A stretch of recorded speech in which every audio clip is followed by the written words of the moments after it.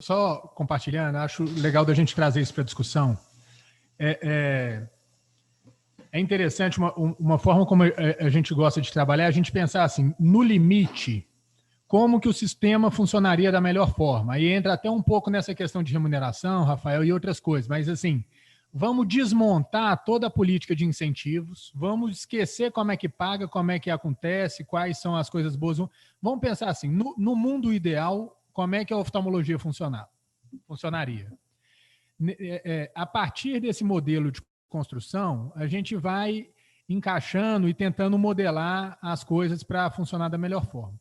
Especificamente lá em Betim, a gente é o prestador de atendimento SUS do município, é o único prestador e faz tudo o que precisa no município. Então, qualquer paciente que acontecer qualquer coisa de oftalmo chega para a gente. Lá a gente tem 3 unidades, uma unidade cirúrgica, uma unidade ambulatorial que fica no shopping e uma outra unidade ambulatorial que fica no ambulatório de multiespecialidades. Quando a gente entrou no município, o que a gente encontrou no município é um modelo tradicional. Então, o prestador não atendia nada de refração, pegava as cataratas, os glaucomas e fazia um pouquinho de outras coisas, que é como funciona no SUS na grande parte do país. Alega que a consulta de refração é deficitária, não vai atender, alega que plástico é ruim, não vai fazer, o glaucoma e a catarata fecha custo com o residente recém-formado, então vamos funcionar. A gente assumiu lá em 2017 com a proposta diferente. Nós vamos assumir a linha de cuidado, pegar o paciente do início ao fim. Então a gente montou o serviço lá, resolveu os problemas das filas de catarata, glaucoma e outras que tinha, resolveu a fila de refração, tinha lá umas 20 mil pessoas na fila, a gente resolveu numa janela de tempo e começou a organizar outros departamentos. Então lá a gente organizou o departamento de uveíte, o departamento de neurooftalmo com telemedicina e com o Eric, montamos um departamento de urgência e tal, e agora a gente já está no momento de repensar outras formas de otimização. Então, por exemplo, para urgência, a gente fez o que a gente chama de agenda avançada, então tem consulta de refração todo dia de manhã e de tarde, tem lá uma agenda referenciada de urgência, que 5 pacientes de manhã e 5 à tarde que chegam referenciados entram de pronto atendimento, mas aí tem que ser referenciado, porque se for de porta aberta, todo dia tem 200 óculos para passar na urgência.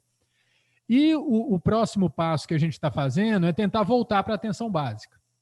Mas aí o que tem que ter na atenção básica? A primeira coisa é que na hora que a gente recebe uma fila com 20 mil pacientes, às vezes o paciente número 20 mil é uma retinopatia moderada. Ou então é um paciente com algum problema mais sério que não existe priorização, estratificação de risco na hora do encaminhamento do paciente. Então, a primeira etapa que a gente está buscando é criar alguma forma de estratificação de risco. Para essa estratificação, na verdade, a gente tem que criar a fila. Então, não existe só a fila de refração, existe a agenda avançada, que é a urgência, existe a refração, existe o diabetes, existe o glaucoma, tem algumas outras filas que não é só refração.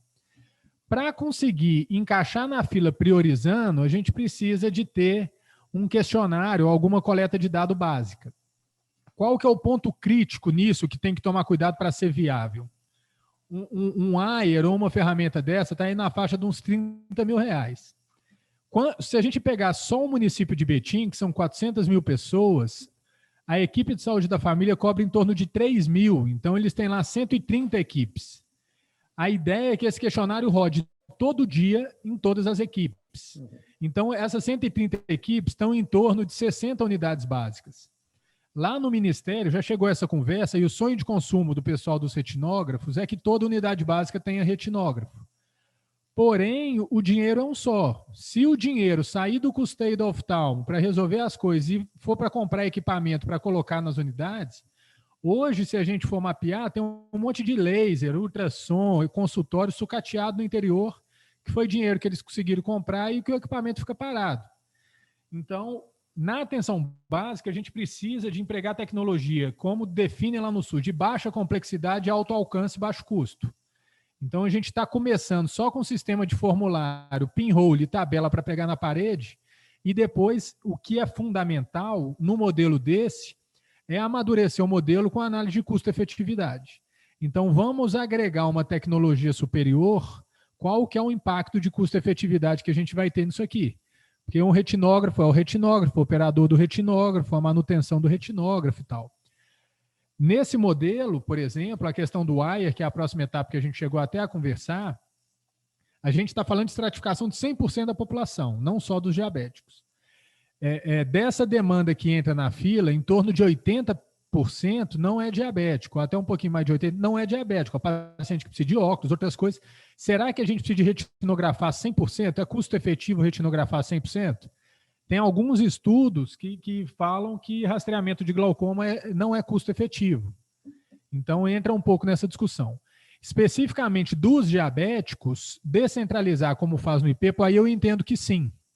Porque um retinógrafo, por exemplo, consegue fazer 80 retinografias num dia. Se pegar só a população diabética SUS dependente, o município de Betim precisaria de 2 ou 3. Não seriam 60. Aí torna-se custo efetivo.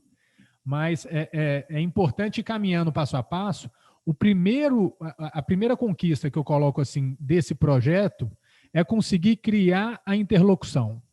Então, a gente conseguir ter o contato na atenção básica e o banco de dados. Então, qual que é o perfil desse paciente que está entrando ali e a gente começar a monitorar o percurso assistencial e desfecho dos pacientes desde o acesso dele na atenção básica. Fazer medida de tempo e tal, porque isso, Rafael, até doutorados, etc., aí a gente consegue fazer análise preditiva de risco no futuro, né, rodando no banco de dados. Os dados que a gente está colhendo tem que ser o mínimo suficiente para fazer isso, mas a gente consegue, em pouco tempo, relativamente pouco tempo, porque o volume de dados é grande, começar a fazer estratificação automática. E aí depois vai agregando novas tecnologias e refinando os modelos de estratificação. Mas a primeira coisa que a gente precisa é de abrir a porta, que nem a porta existe. E se na abertura da porta complicar um pouquinho, todo mundo abandona. Tem que ser a coisa mais fácil e amigável possível para o pessoal não abandonar, senão vai cair em desuso.